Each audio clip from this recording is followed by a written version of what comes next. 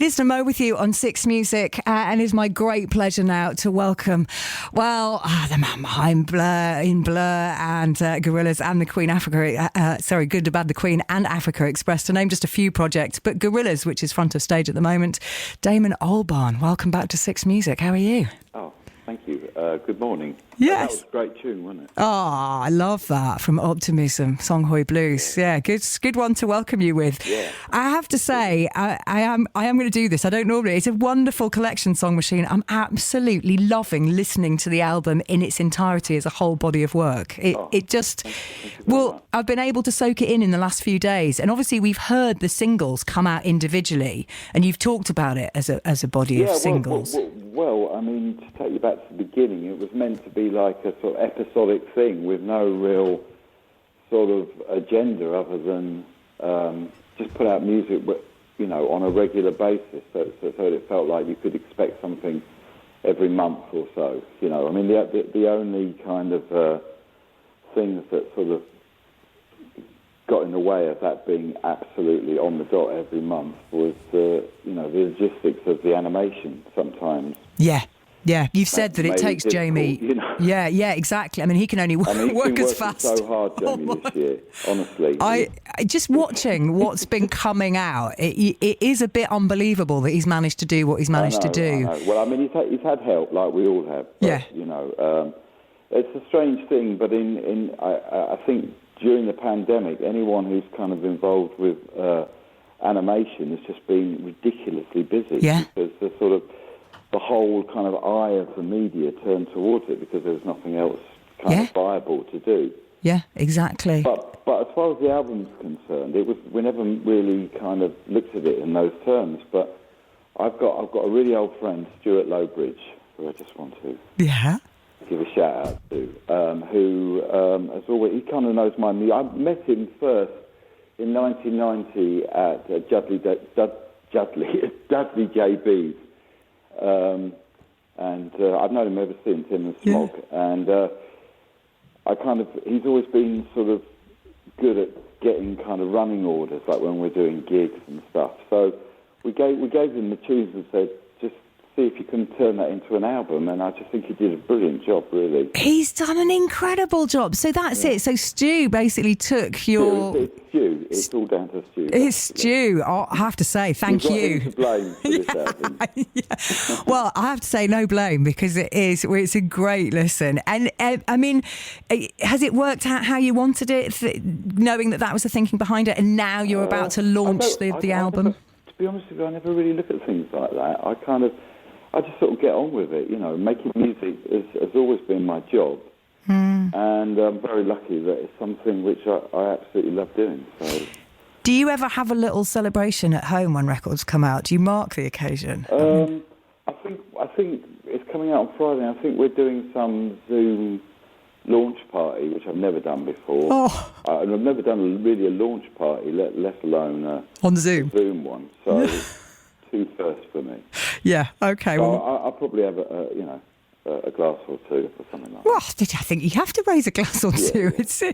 I mean, the people that you've collected together for this album, the collaboration list is phenomenal. Robert Smith, I know you were on with Lamo last month talking about that. We've got the Elton John and Black collaboration we're going to play. St Vincent, Slow Tie, Slaves, Gold Link, Chai, who I played earlier. I mean, honestly, was that your... keep going. It's a Six Music playlist. Yeah. It's a playlist in its own right.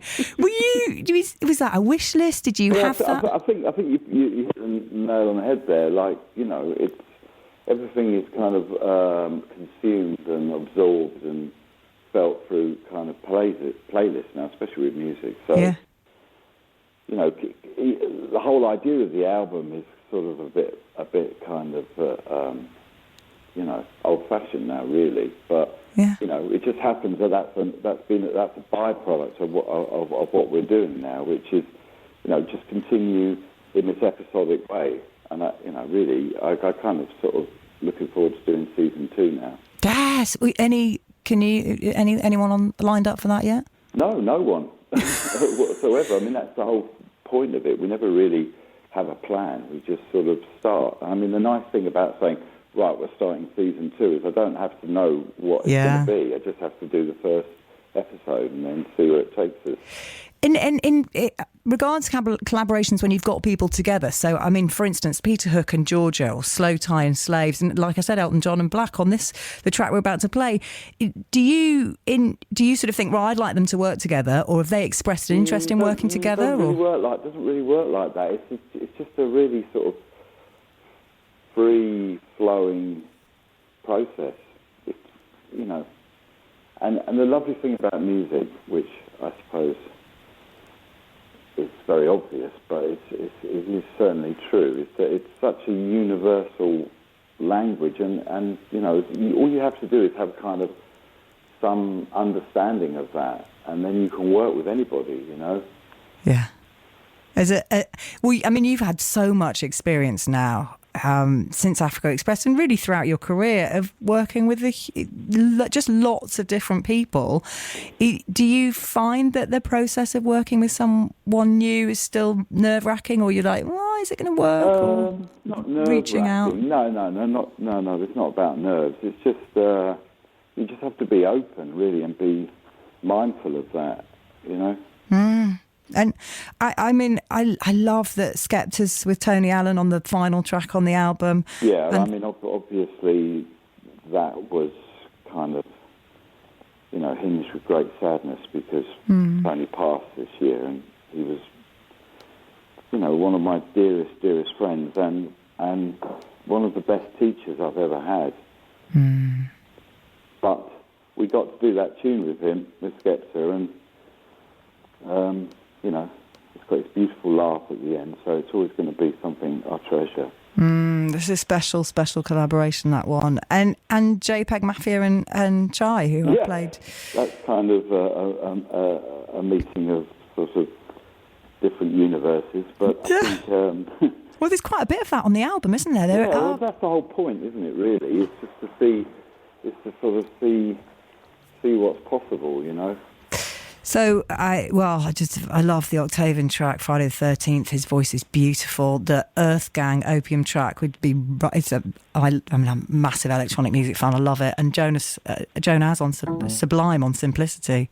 Yeah, that one with Joan was done like in, you know, really quickly, and just as her on guitar and me on bass, and that was really quick. And I like the way we just left it like that. Yeah. Didn't spend too much time on it. Quite raw. Well, we've talked that it's hard to be live this year. We've got Song Machine live coming up, the global live performance, 12th and 13th of December. So that, again, that's an online concept, I presume, at this stage? Well, we wanted to somehow play the record, and the opportunity came to do something really new, with the live show, maybe something that hasn't been done before. So, I mean, fingers crossed we'll pull it off. But, you know, it's important to keep the spirit alive, really, whatever it is, you know.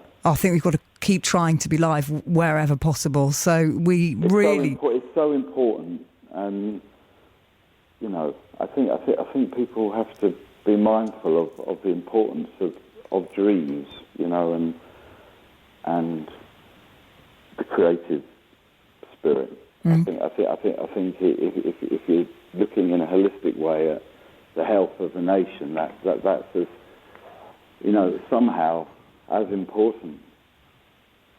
That is embodied in Song Machine, I have to say. Song Machine Live then coming up in December. We wish you well with it all. Enjoy the online Zoom celebrations tomorrow night with a little tipple. If the internet works. Yeah, exactly. That'll scupper you, won't it? Right, Gorillaz, Elton John and Black, now the Pink Phantom. Damon, thank you so much for joining us. Take care. Bye.